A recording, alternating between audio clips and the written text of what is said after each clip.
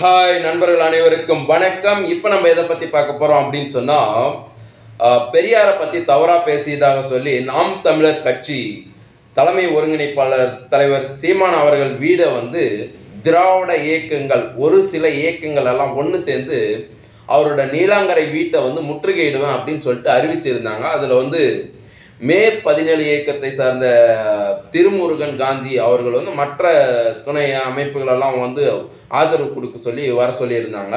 So அவங்க இன்னைக்கு முற்றுகையிட போகிறாங்க அப்படின்னு சொல்லியிருந்தாங்க.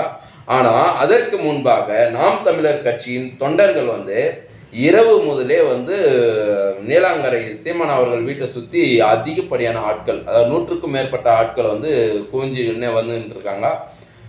இன்னும் வந்துக்கிட்டே இருக்காங்க. அதனால் காலையிலே அவங்க நைட்டில் இருந்து இங்கே இருக்காங்க இல்லையா, அவங்களுக்கு காலையில் சாப்பிட்றதுக்கு இட்லி, அதாவது டிஃபன் எல்லாமே இட்லி வடை எல்லாமே கொடுத்துருக்காங்க. நல்லா சாப்பிட்னு இருக்காங்க. அதையும் பார்த்தோம், நம்ம செய்தியில் பார்த்துட்ருக்கோம். அதை தொடர்ந்து அந்த நாம் தமிழர் தொண்டர்கள் கையில் உருட்டுக்கட்டெல்லாம் வச்சுட்டு இருந்தாங்க.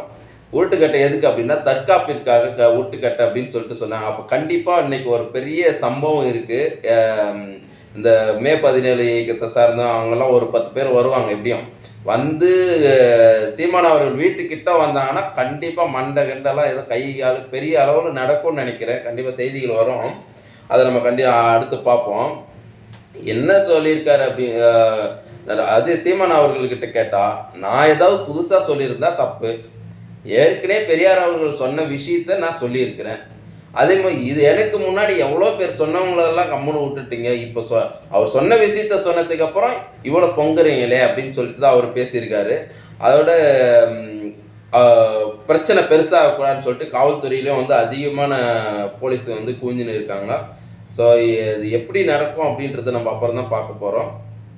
ஒன்று மட்டும் நல்லா தெளிவாக தெரியுது, இந்த திருமுருகன் காந்தி நான் இருக்கிறேன் அப்படின்னு சொல்லிட்டு காட்டிக்கிறதுக்காக, ஏன்னா அவர் எங்கே இருக்காருன்னே தெரியாது, கண்டுக்கவே மாட்டாங்க, கம்முன்னு இருப்பாங்க. ஏடிஎம்கே ஆட்சியில் எக்கச்சக்க போராட்டம் ஆர்ப்பாட்டம் அப்படி துள்ளி குதிக்க வேண்டியது.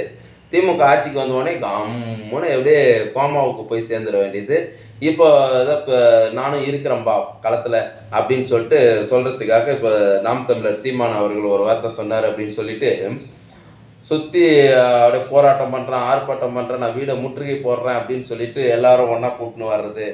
இப்போ நான் இருக்கிறேன் அப்படின்னு சொல்லி காட்டிக்கிறதுக்காக ஒன்று. இப்போ பாரு, காலையிலேருந்து அவங்கெல்லாம் வேலை இழப்பாங்க, பிரச்சாரம் பண்ணணும். இடைத்தேர்தலில் நாம் தமிழர் கட்சி நிற்கிறாங்க, வேட்பாளர் நிற்கிறாங்க. அங்கே பிரச்சாரம் பண்ண போக வேண்டிய சூழ்நிலை இருக்குது. அதை விட்டுட்டு அங்கே போக வேண்டிய தொண்டர்களெல்லாம் இங்கே சீமான் அவர்கள் வீட்டுக்கிட்ட நின்றுக்கிட்டு வர்றவங்ககிட்ட பிரச்சனை பண்ணணும், இல்லை தற்காப்புக்காக வச்சுக்கிறேன் அப்படின்னா, தற்காப்புனா கண்டிப்பாக பிரச்சனை நடக்கும். அவங்க வீட்டுக்கிட்ட வந்தால் கண்டிப்பாக இவங்க பேச தள்ளுமுள்ளு நடக்க கையில் உருட்டு கட்டுறதுக்கும் போது ஒரு போட தான் செய்வாங்க. போட்டாங்கன்னா மண்டை ஓடியும் மனித ரத்தம், அதெல்லாம் கண்டிப்பாக ஒரு அசம்பாவிதத்தை தடுக்கிறது நோக்கில் போலீஸும் அதிகமாக இருக்காங்க. கண்டிப்பாக அந்த மாதிரி பிரச்சனை நடக்காது. நீலாங்கரை வீட்டை நெருங்கும் போதே மொத்த பேரும் அப்படியே பிடிச்சி ஒரு 2 பஸ்ஸு வச்சா போதும், ஃபுல்லாக கூட்டின்னு போயிடுவாங்க. எப்படியும் முன்னாடியே நிற்க வச்சு மொத்த பேரை எடுத்துன்னு போயிட்டு அந்த மண்டபத்தில் அடித்து விட்டுற போகிறாங்க.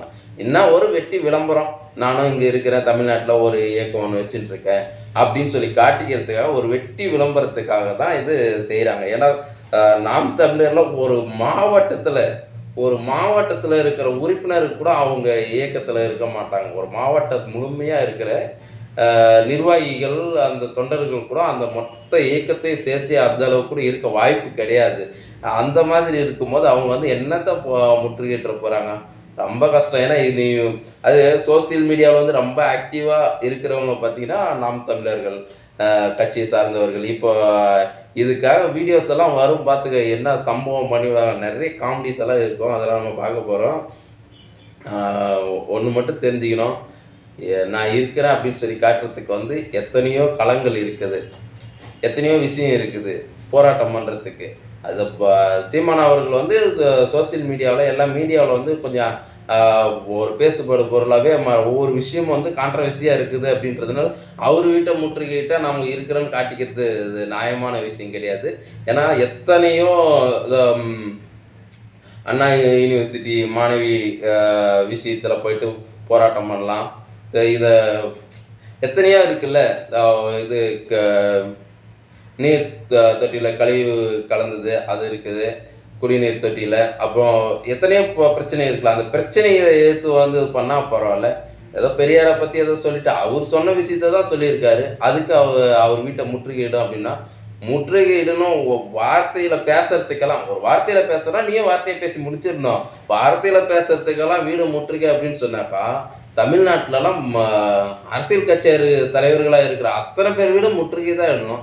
அப்புறம் போலீஸ் பத்தாது. ஏன்னா ஒவ்வொரு வீட்டுக்கு முன்னாடி அசம்பாவிதம் நடந்த மாதிரி அங்கங்கே 100 போலீஸை போட்டு அப்புறம் அவங்களுக்கு வேலையே ரொம்ப கஷ்டம். அதனால் ஒரு வார்த்தை சொல்கிறாங்கன்னா அதுக்கெல்லாம் நம்ம முற்றுகையிடுறது வந்து நியாயமானதாக இருக்காது. இதுவரையிலும் நம்ம நியூஸ் யூடியூப் சேனலை சப்ஸ்கிரைப் பண்ணுங்கள், கமெண்ட் பண்ணுங்கள், ஷேர் பண்ணுங்கள், லைக் பண்ணுங்கள். தொடர்ந்து இது போல் வீடியோக்களெல்லாம் போடுவோம். ஓகே நண்பர்களே, நன்றி.